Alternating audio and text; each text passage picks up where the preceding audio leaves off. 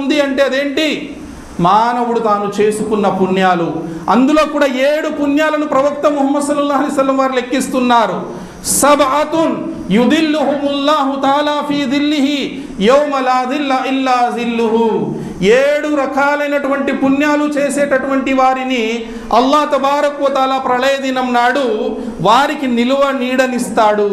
7 రకాల పుణ్యాలు చేసుకున్నటువంటి వారికి ఆ రోజు నిలువ నీడ దొరుకుతుంది. ఎవరు?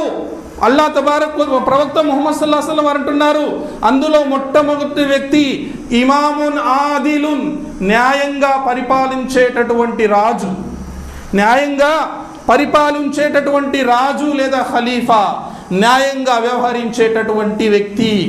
పండితులు అంటున్నారు, తానికి ఏదైనా అధికారం లభించిన తరువాత దానిని న్యాయంగా తన కర్తవ్యాన్ని నిర్వహించేటటువంటి వాళ్ళందరూ కూడా ఈ జాబితాలో వస్తారు.